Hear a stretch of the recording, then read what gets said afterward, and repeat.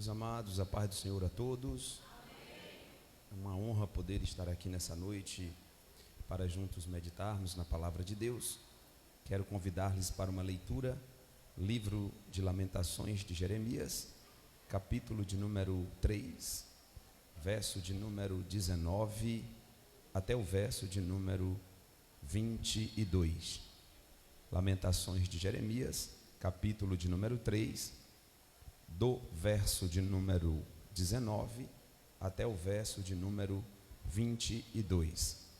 Enquanto os irmãos encontram, eu quero louvar a Deus pela vida do nosso pastor presidente, pastor Edmilson Santana, dizer que esses dias foram dias muito ricos para nós. Eu aprendi muito, sou grato a Deus pela oportunidade que Deus nos deu, pelo cuidado do nosso líder, com toda a igreja e principalmente com os líderes de cada departamento. Esses dias foram dias muito enriquecedores. Eu faltei 2 dias por questões de força maior, mas todos os dias eu assisti pelo canal no Facebook. Em casa, reuníamos-nos e ligava lá e assistíamos as palestras. Então aprendemos muito desde a segunda até hoje de manhã. Eu aprendi tanto hoje de manhã que eu vou dar aqui uma palhinha, me ousar a tratar de um tema um pouco parecido com o que a nossa missionária tratou na manhã desse dia. Amém? Vamos ler capítulo 3 de Jeremias, verso de número 19. Lembra da minha aflição e do meu pranto, do absinto e do fel. A minha alma certamente se lembrará e se abate dentro de mim. Quero reter na memória aquilo que me traz esperança. As misericórdias do Senhor são as causas de não sermos consumidos, porque a sua misericórdia não tem fim. Se renovam a cada manhã, grande é a tua fidelidade. Amém? O profeta Jeremias é conhecido como o profeta das lágrimas. O profeta Jeremias, o profeta chorão, é assim conhecido porque Jeremias vive 2 fases distintas do seu ministério. A primeira fase do ministério do profeta Jeremias diz respeito às visões que Deus lhe dá sobre o juízo vindouro sobre a nação de Israel, oriundo do pecado que esta nação estava passando. Então, a primeira etapa das revelações e do ministério do profeta Jeremias diz respeito a este momento de despertar por meio das mensagens e revelações poderosas que Deus começou a lhe descortinar sobre o futuro da nação de Israel. É a primeira etapa do ministério. A segunda é quando o profeta Jeremias vê se cumprir, infelizmente, o que Deus havia dado através da vida dele para a nação de Israel. A nação não se dobra, não se converte, não muda o curso das suas ações e, inevitavelmente, o juízo que Deus havia revelado ao profeta começa a acontecer na nação de Israel.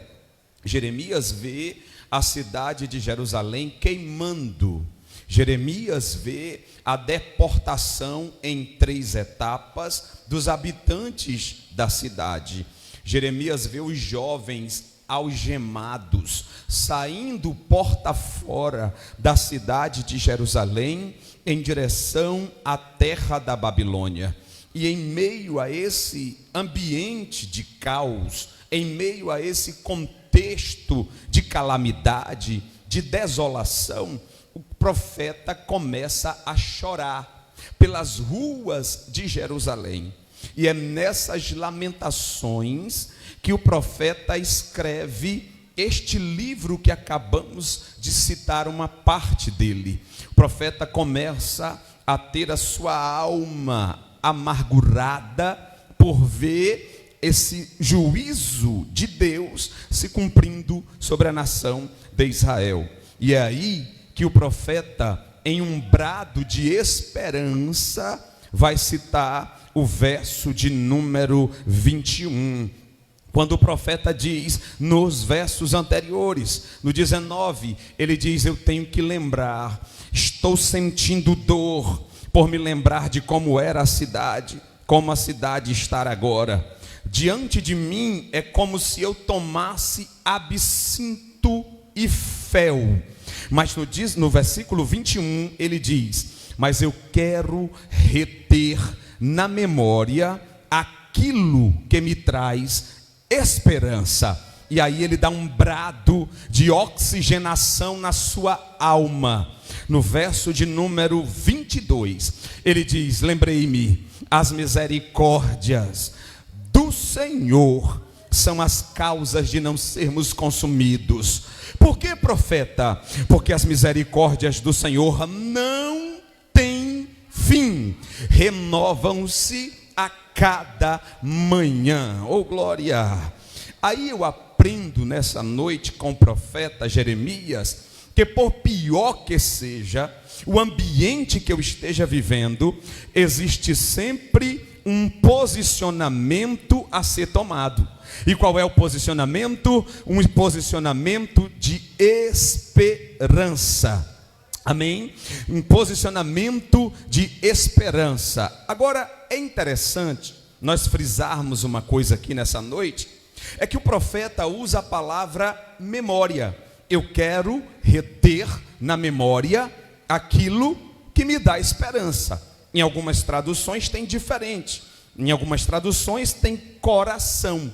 Em outras traduções tem memória.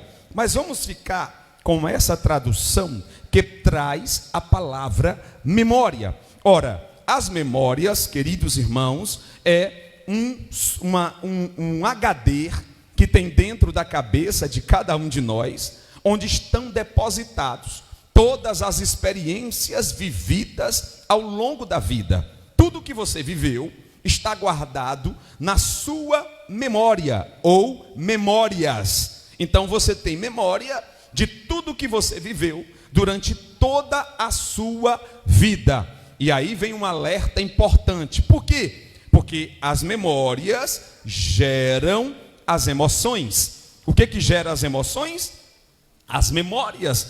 Então, se as minhas memórias são memórias boas, logo eu consigo gerar boas emoções, boas expectativas da vida. Mas se as minhas memórias forem memórias negativas, eu serei uma pessoa tendenciosa ao pessimismo, serei uma pessoa tendenciosa a ser retraída, fechada, muito carrancuda, cheia de não me toque, e por aí vai mais. Não é uma aula de psicologia, e nem eu sou psicólogo. É que nessa manhã eu fiquei muito motivado, porque Deus usou o canal dele, com o nosso pastor, para trazer uma missionária, para nos dar uma aula sobre como se comportar na presença de Deus.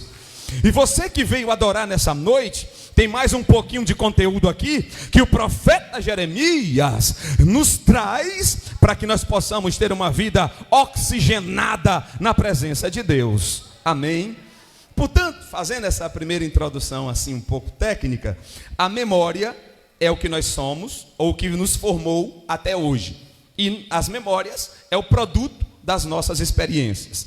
Esses dias, ou há uns dias atrás, dia das crianças, dia 12 de outubro, minha esposa disse, você tem que parar esse dia para ficar com o nosso filho. Você vai parar tudo, negócio de agenda, tudo você vai parar para ficar com o nosso filho. Por quê? Porque você tem que gerar nele boas memórias. Nesse dia eu joguei bola com ele, nesse dia eu saí com ele na rua, só eu e ele. E aí nós fizemos uma série de coisas, e eu via o sorriso, o olhar brilhoso dele naquele dia. Aquilo nunca mais sairá da mente do meu filho. Por quê? Porque foi uma boa memória registrada. Essa boa memória gera uma carga emocional. Quando lá na frente ele tiver numa situação complicada, ele tiver numa situação difícil, memórias como essa o trarão oxigenação na alma e a posição melhor, uma visão melhor da vida. Por quê? Porque a sua memória foi fortalecida. Diga comigo nessa noite: memórias fortalecidas geram emoções saudáveis. Oh, glória a Deus. Muito bem, mas a grande verdade é que a maioria de nós não temos memórias boas. Muitos de nós tivemos problemas no nosso processo de criação. Alguns tiveram ausência de pai, outros de mãe, alguns tiveram pai carrasco, outros passaram por escassez na sua vida financeira, e assim, ao longo da vida, essas memórias foram se alojando na gente. Quando a gente se depara com momentos difíceis nos dias atuais, em milésimos de segundo, o nosso consciente vai lá na memória e busca um tipo de memória ou experiência passada, joga diante de você e você gera uma emoção. O nome disso é reações condicionadas. Repete comigo nessa noite: reações condicionadas. Eu estou cansando você? Eu já estou um pouco preocupado já. Está se espalhando demais, né? Tem que ir para a palavra aqui. Mas é porque é importante essa introdução para a gente chegar na ideia do profeta. Amém? Então, fico um pouco preocupado, pastor, quando fala assim muita coisa, né? Mas essa igreja é uma igreja inteligente. Amém? Então, queridos, as memórias são importantíssimas. Tem uma coisa na psicologia que é chamada de reações condicionadas. Você já parou para ver na sua vida coisas que você gostaria de não ter falado, mas falou? Momentos em que você, em pressão, você reagiu de uma forma que você não gostaria de ter reagido. Já aconteceu isso com você? Tirando os anjos que permeiam esse templo nessa noite, todos nós já tivemos reações condicionadas, ou seja, reações abruptas que nós temos que esboçar diante de momentos de pressão. Entenderam, sim ou não? O nome dessas reações condicionadas, o produto delas, o resultado delas, é que elas são resultado de memórias traumáticas. E o profeta nessa noite está nos dando uma poderosa senha. Oh glória! Qual é a senha? Você precisa munir, encher a sua mente com boas memórias. O que o profeta está dizendo? Eu preciso dar uma pausa, porque o que eu vejo diante de mim é um cenário de caos, de derrota, de miséria. Mas eu não posso perder a minha sanidade, eu não posso perder a minha esperança, eu não posso me abater a ponto de me faltar nos lábios o louvor ao Senhor. E aí o profeta diz: eu preciso dar uma oxigenada na minha mente. E aí eu preciso fazer isso lembrando-me de coisas boas. Levanta a mão comigo se você pode. Coloca a mão no ombro desse irmão e diga para ele: tem uma saída para as memórias traumáticas, para as memórias problemáticas que estão aí. Uau, tem uma saída. Oh glória, diga: novas memórias positivas. Aí eu imagino Jeremias nas ruas de Jerusalém, em meio ao cenário de caos, dizendo: Deus chamou Abrão. Foi Deus que chamou Abrão. Sara era estéril, Abrão já velho. Deus abriu a madre de Sara, deu um filho na velhice de Abrão, por obra e graça do milagre do Senhor. Sim, foi Deus que chamou Moisés no Egito. Do Egito tirou o seu povo, abriu o mar vermelho com um vento oriental. O vento soprou de lá para cá, abrindo as águas do mar, e o povo passou a pés enxutos. Isso é memória boa. O profeta está dizendo: eu estou guardando a minha mente para não sucumbir em meio a emoções negativas. Oh glória! Aí eu imagino o profeta ainda lembrando do povo tomando posse da terra, depois de passar pelo deserto, sofrer sobre o favor de Deus, a coluna de nuvem durante o dia, a coluna de fogo durante a noite, fogo de noite para aquecer, nuvem durante o dia para refrigerar. Deus dava o maná no deserto para viabilizar a marcha. Deus deu a lei no Sinai para orientar a caminhada espiritual. Deus deu o tabernáculo para que o nome dele fosse glorificado. Aleluia! Deus deu vitória sobre os moabitas, ainda que tendo um profeta comprado para profetizar contra eles. Mas Deus foi na frente, eles prevaleceram, passaram o Jordão a pés enxutos e entraram na terra prometida. Repete comigo nessa noite: boas memórias. Oh glória! Aleluia! O primeiro ponto nessa noite é: a palavra tem boas memórias para você. Esse negócio de boa memória é tão sério. Olha que coisa terrível.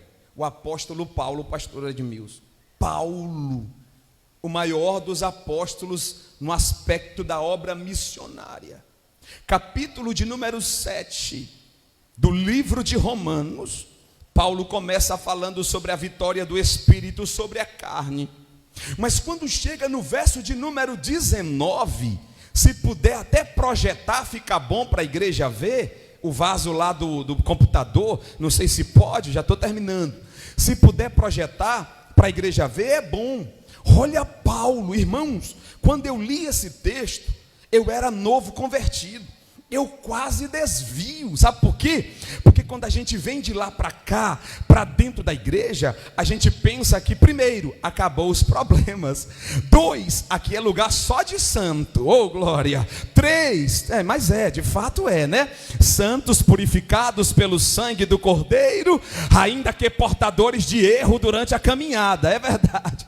Aí a gente vem para cá pensando: meu Deus, nunca mais desequilíbrio, nunca mais problema social. Mas quando a gente chega, a gente vê que é diferente.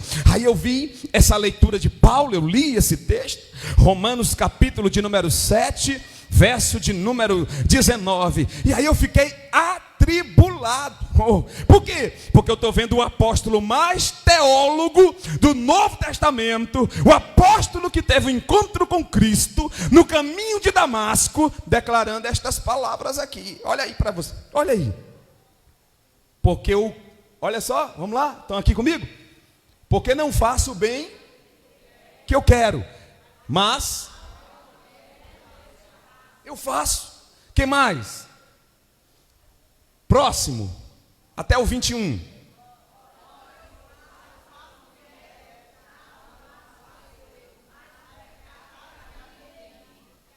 Próximo.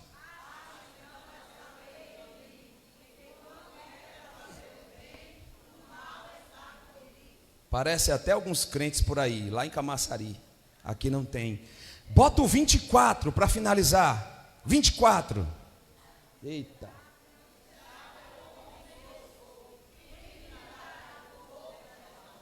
Então eu vim com aquela mente de que tudo é perfeito.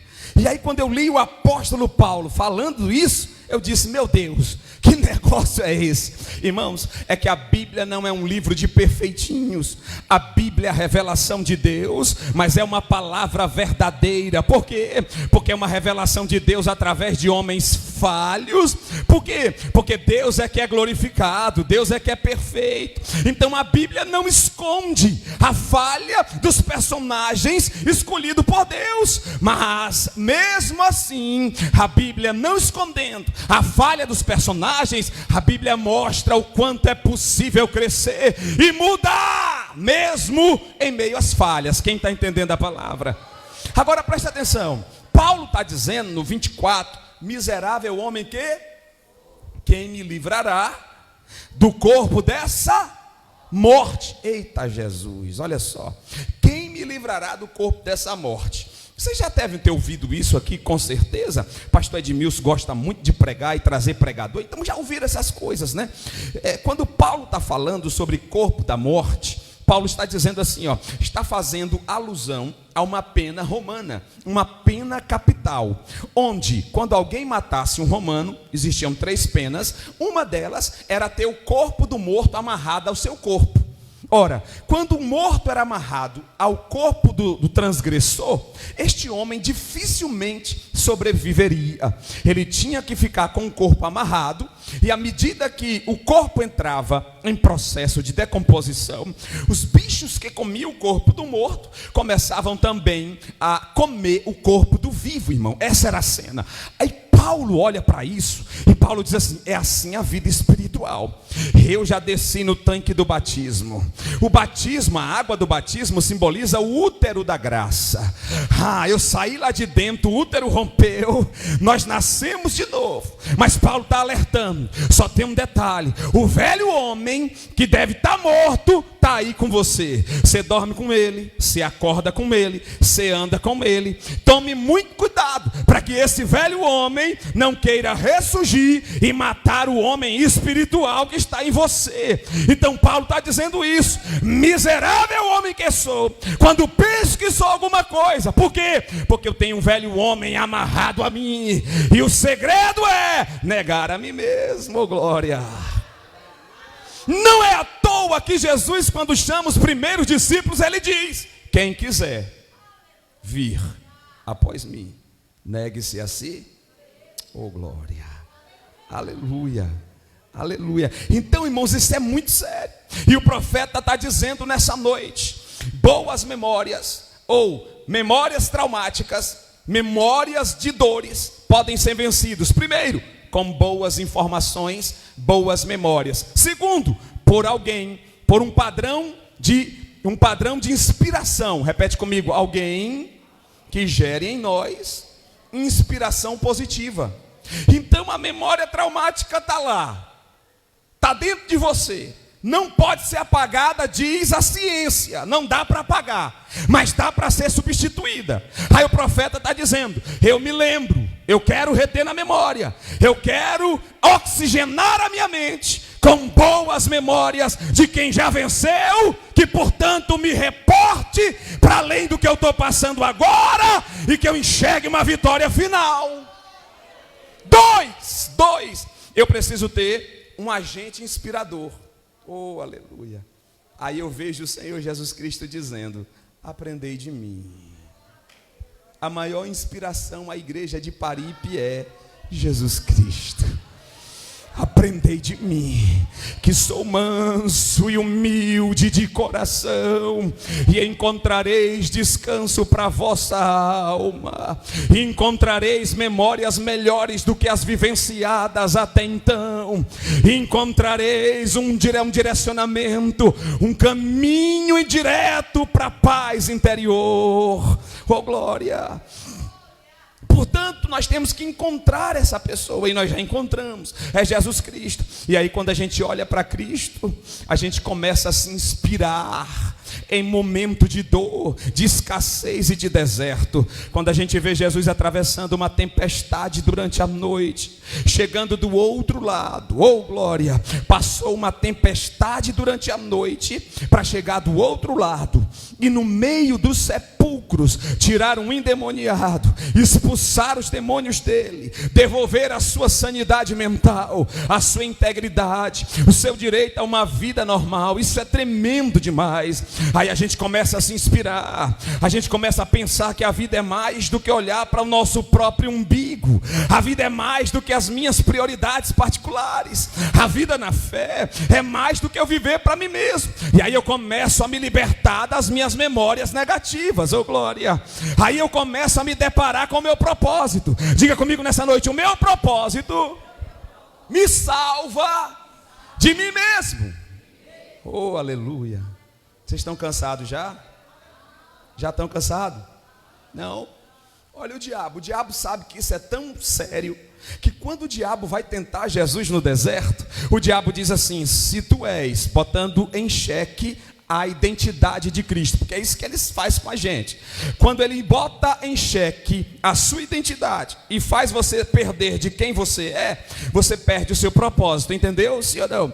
Então você não precisa ter para ser, você é porque Deus é na sua vida, amém? Aí ele chega para Jesus e diz: transforma pedras em pães e coma. Ou seja, ele ia frustrar o projeto de Cristo. Por quê? Porque Jesus ia usar o seu poder para seu próprio benefício. Mas Jesus era sarado, aleluia. Jesus era alguém que portava memórias do céu.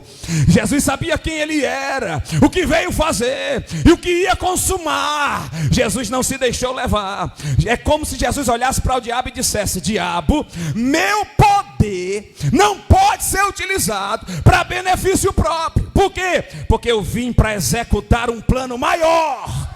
Eu vim para executar um propósito. Oh, glória. Amém. Então quem tem, oh glória, propósito, começa a se inspirar em Cristo e começa a gerar memórias para além daqui. Esse negócio é tão sério. Eita Jesus, eu posso falar nessa noite? Vou falar isso aqui agora, Esse negócio de futuro, de memórias inspiradoras, oriundas de um agente inspirador, é tão poderosa, que Jesus em João 14, ele disse assim, o capítulo 13 não foi muito bom, o 12 foi mais ou menos, o 14 Jesus diz: eu vou já gerar memória boa neles. Vou já dar uma oxigenada nesses discípulos, para que eles entendam que a vida não termina aqui. Que a vida não é só dor, sofrimento, exclusão social. Aí Jesus começa dizendo: não se turbe o vosso coração, crede em Deus, crede também em mim. Na casa de meu Pai tem casa para todo mundo. Oh glória. Eu vou. Versículo 3: mas voltarei outra vez, a fim de vos levar para mim mesmo, para que aonde eu esteja, estejais vós também. Você sabe por que Jesus está dizendo levar para mim mesmo? É que Jesus estava querendo dar um abraço na alma deles, irmãos. Jesus estava querendo dar uma apagada, ou seja, uma substituída de memória ruim por memória boa. O que Jesus está dizendo? Você que perdeu seu pai, você que teve crise, você que teve falta, você que sofreu escassez, você que foi maltratado, você que foi abusado, eu vou te levar para mim mesmo. Eu vou te levar para mim mesmo. Eu vou curar a sua crise de pertencimento, te trazendo uma paz tão poderosa que o mundo não pode roubar. E essa paz é oriunda de uma expectativa maior, de uma esperança maior. Glória. Aleluia. Você acha que para aí? Não para aí não. Jesus dá a comissão para os discípulos. Capítulo 28 de Mateus, capítulo 16 de Marcos, no capítulo 1 de Atos, Jesus vai subindo ao céu. Quando ele sobe ao céu, irmão, isso aqui é tão sério, que Jesus já está lá, já está subindo ao céu, vai inaugurar o santuário celestial, mas ele chama 2 anjos e diz assim: volta lá, eu preciso cuidar da memória deles, eu preciso cuidar da mente deles. Volta lá e diz para eles este recado. Os anjos descem, os discípulos estão chorosos, olhando para as nuvens. A nuvem cobriu o mestre, já foi, e agora o que será? Os anjos chegam embaixo, do lado deles, e diz: por que estáis olhando para cima, varões galileus? Este Cristo que viste subir, descerá da mesma forma como o viste subir, para pegar e resgatar vocês. Oh glória. Aí Jesus não para aí, chama um rapaz chamado Paulo, que nós falamos dele aqui nessa noite, capítulo 4 de 1 Tessalonicenses, versículo de número 16 e 17, aí Paulo diz assim, ó: irmãos, não fiquem tristes acerca dos que já morreram em Cristo, porque os que morreram em Cristo ressuscitarão primeiro, ante ao toque da trombeta, e depois nós, olha, Paulo se incluía, eita glória, diga comigo nessa noite, quem tem esperança para além dessa vida, para encontrar com Cristo no arrebatamento, não fica borocochô no meio da prova, não perde a esperança no deserto, não pensa que aqui é que é bom, oh glória. Aí Paulo diz, versículo 17, depois Deus está visitando corações aqui nessa noite, Deus está visitando mentes que entraram aqui triste nessa noite. Depois nós, os que ficarmos vivos para a vinda do Senhor, ante ao toque da trombeta também subiremos. Com quem? Com os mortos que ressuscitaram, e encontraremos o Senhor nas nuvens. Aí Paulo fecha dizendo, e assim estaremos para sempre com o Senhor.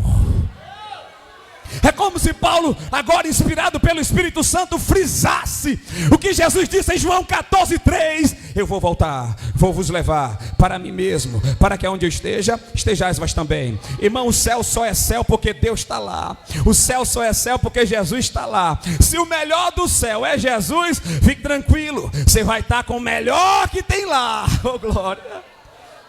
Aí Jesus volta, a trombeta soa, você sai da terra. Quando você sai da terra, Paulo diz, a gente encontra Jesus nas nuvens. Eu estou oxigenando a mente de crente aqui nessa noite.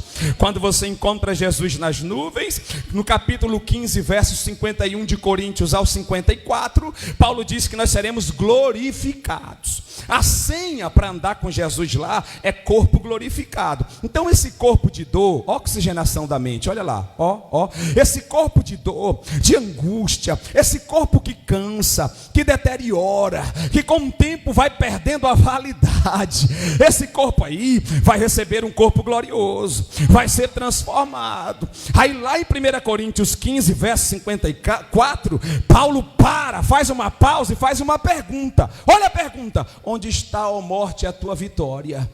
Onde está, ó morte, o teu agrilhão? Você perdeu para a igreja que vai ser arrebatada.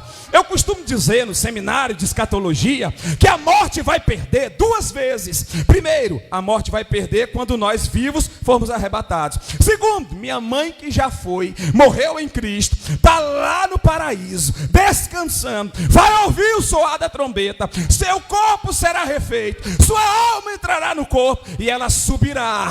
A morte vai perder duas vezes, vai perder para quem está vivo e vai ter que dar conta de ressuscitar os mortos arrebatados. Aí você diz assim, meu irmão, glória a Deus, tá bom demais, hein? Tá não para aí não. Depois disso, o apóstolo Paulo diz em 2 Coríntios capítulo 5, verso 10, que nós todos nos depararemos diante do tribunal de Cristo. Irmão, isso aqui é só para oxigenar a mente, viu? Isso é só para gerar memória boa, porque tem gente que entrou aqui nessa noite meio borocochô, meio murcho, e Jesus está dizendo, pensai nas coisas que são do alto, porque é de lá que vem, oh glória. Aí Paulo diz, todos compareceremos. Tribunal em grego é bema, bema é pódium, oh glória. Vocês já assistiram Fórmula 1? Alguém já assistiu, né? Fórmula 1 alguma vez na vida?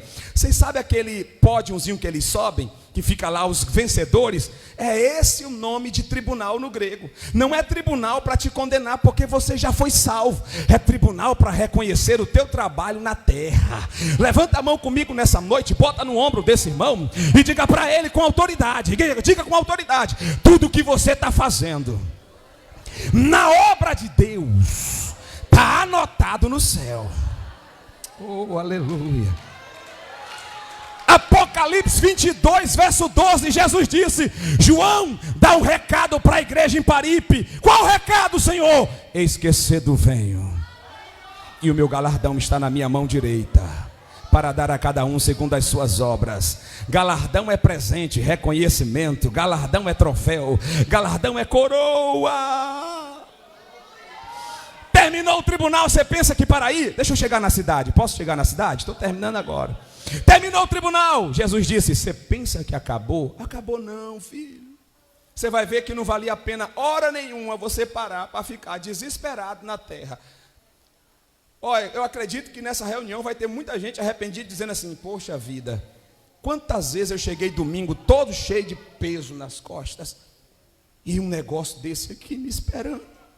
Aí Jesus te chama, Apocalipse 19, te leva para uma sala especial, lá tem uma cadeira com o seu nome na mesa, ele pede para você sentar, é ele quem serve as mesas, e João diz, capítulo 19, verso 5, e eu vi um som de louvor, parecia o som de muitas águas, e quem louvava dizia, regozijemo-nos, e demo-lhe glória, porque chegadas são as bodas do Cordeiro, e a sua igreja já está preparada. Aí já para mim já estaria bom demais, mas nosso Deus é surpreendente. Jesus desce na terra, vence o anticristo, começa o milênio, 1000 anos de paz, termina o milênio, o diabo é preso, jogado no lago de fogo. Jesus olha para a igreja e diz, ei, vocês que não arredarão o pé, que não voltarão atrás, que mesmo tendo pouca força não negaram o meu nome, que quando eram perturbados por memórias traumáticas, continuavam lutando e perseverando, vocês agora vão inaugurar a cidade santa. Aí João vem em Apocalipse 21, eu vi a cidade santa descendo do céu, suas ruas como ruas de ouro, seus muros de cristais, e nela havia mansões celestiais. Se veja nessa noite entrando pelos portais da cidade. O salmista diz, oh, levantai, ó portas, vossas cabeças. Para quê? Para que entre o rei da glória. Levantai-vos, ó portais eternos. Sabe quem vai entrando com o rei da glória? Olha para o lado, olha para o lado, olha para o lado, olha para o lado. Pronto, acabou de ver quem está entrando com o rei da glória para inaugurar a cidade santa. Aleluia. E aí o texto diz que Jesus será o nosso sol, não precisaremos de sol nem de lua, Jesus é o nosso sol. Agora olha que coisa tremenda, sabe por que você vai ter um corpo glorificado? Sabe por que você vai ter, eu vou terminar aqui, sabe por que você vai ter um corpo glorificado? Porque a glória de Cristo é como a luz do sol, que ilumina a lua e influencia a terra. Seu corpo glorificado é porque a glória de Cristo vai bater em você, e você vai ser um astro na cidade santa. Sabe por que a rua é de ouro? Não, isso aqui é só para frisar na mente de alguém. Sabe por que a rua é de ouro? Sabe por quê?